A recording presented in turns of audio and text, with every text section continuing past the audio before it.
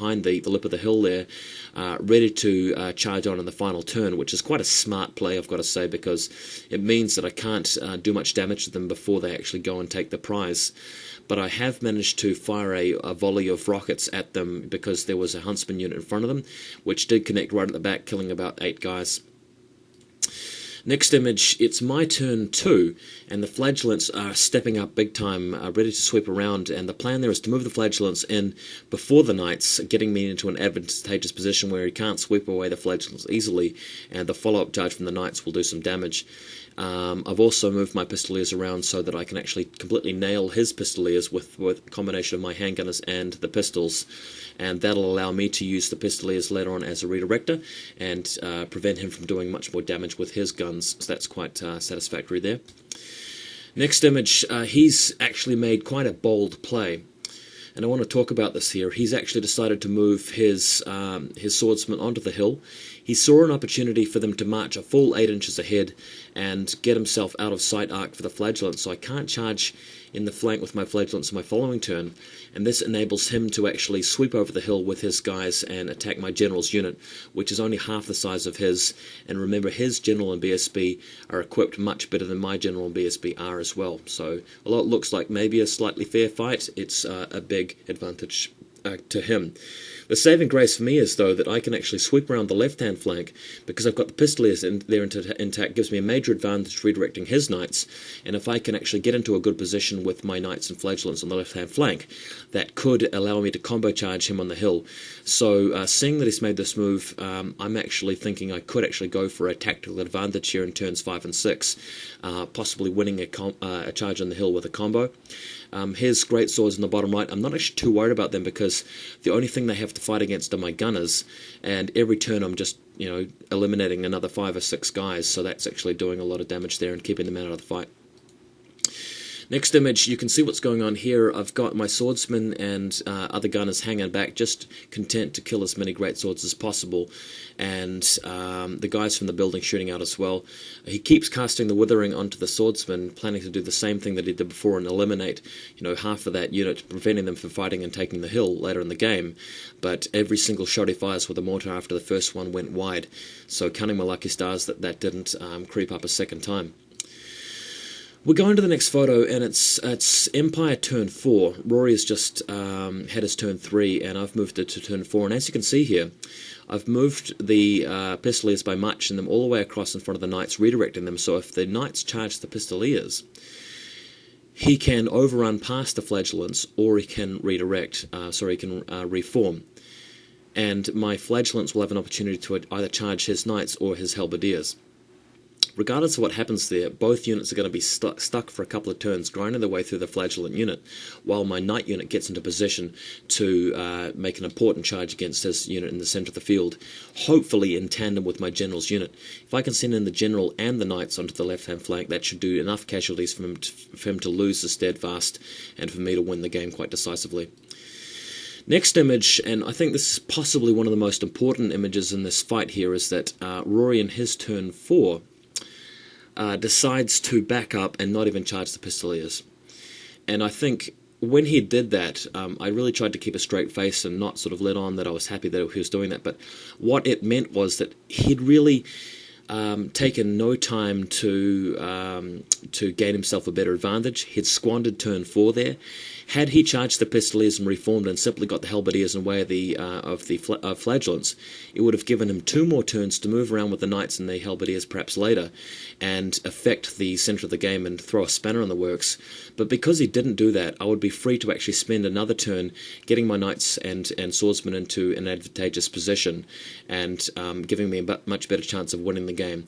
It's almost like when you're playing chess and you make a critical move, which is quite important, and your opponent reverses the previous move that he did, bringing his piece back into the position where it was the previous turn, allowing yourself more time to get into a better and better position, and unfortunately for my opponent, that's what he's allowed me to do.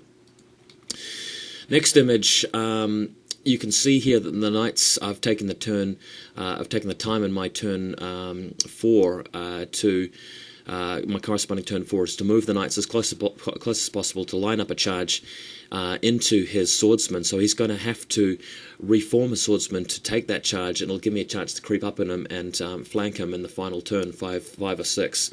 So that's quite good. And in the meantime, I've managed to severely damage his greatswords with my shooting, and his wizard has miscast and destroyed himself behind the hill in turn 4 or 5. So that's taken a load off my chest. His cannons misfired, preventing him from firing for a couple of turns, and his mortar still hasn't connected yet. Going to the next photo. The knights have charged into the front of his swordsman because he has reformed to face up against the knights, and the flagellants have charged against the against the halberdiers. My pistoliers have been sacrificed in the background against his knights as well. Now, if I was able to break through to the halberdiers and get into a position where I could flank the swordsman unit later in the game, that would have been great, but I didn't succeed in doing that. He had cast Mystifying Miasma on the flagellants, requiring them, forcing them to require a 5 to hit. His greatswords are fleeing because he has lost so many of them. Well, not fleeing, he's turned them and faced them the other way, so they can't engage me because he's lost too many of them. And this enables me to bring my swordsman around the building, ready to gear up for a final turn charge. It's going to be a long-distance charge, but it's going to be a charge nonetheless against the swordsman. Now, luckily for me, I managed to cast Mind Razor, just throwing 6 dice on it onto the knights, killing many swordsmen in that round of combat, but unfortunately not breaking him. Leadership 9, he has a general, whereas I have a captain, mind you, so that's another important difference, but not taking many casualties in return. Next image shows you a bit more of a close-up of that. The general has actually struck back at the unit champion in the challenge with him, killing him, but I've killed maybe 6 to 8 swordsmen there, but he's still got tons of ranks, and in the following round, luckily I'll have Occam's Mind Razor in that one as well. Unfortunately, though, he can move his knights in the background into charging me past the halberdiers because so many of them have been destroyed, but that'll only give him a clipping 1 or 2 knights into combat with me, and of course I'll have Mind Razor to fight back against the knights, but it's going to come down to whether I can hold against them. Going to the next photo, that's exactly what happens. His knights come streaming in, and I've got to say, what actually happened here is that I fought as well as I could, but when the swordsman attacked, he did 4 wounds on me with the swordsman, and of the 4 dice I rolled, 3 of them came up as 1s, which I really wasn't expecting, so I lost the combat by quite a large margin. Despite having Mind Razor, I rolled quite poorly with my own rolling, and the knights lost the combat. Unfortunately, didn't break, so really a turn of the tides there, and really just sweat pouring off my face at this point. The knights fleeing away, miraculously rolling a double 6 out of the 3 dice they rolled to flee. Of course, I lose my standard bearer here, but he doesn't actually manage to capture me with his knights, and he opted to not pursue with the swordsman so that he could retain the hill bonus. And that's quite critical here, as he has to stay on the hill, otherwise he will lose it in my final 6th turn. But heroically, in the 6th turn, I declare a charge with all 3 of my infantry units that are nearby, and although some of them needed 7s or 8s to charge, and the swordsman unit of the big block of 25 needed a 9 or more to charge, I managed to successfully charge with all 3 of them. My knights rallied, so he didn't get the 600 odd points, or 300 or 400 odd points for the knights, and coming crushing here in my final turn 6, Occam's Mind Razor on the unit of 25 swordsmen, absolutely obliterating his swordsman unit, and him requiring double runs to hold. He fails them both, catching up with him, and giving me a sweeping massacre of a win in the final round, and I was absolutely stoked. After a couple of near misses there, after a couple of opportunities for him to absolutely destroy me, I managed to swing this game back and take it decisively, which is just a wonderful game. Wonderful way to win the game, and really end up placing very well in the tournament.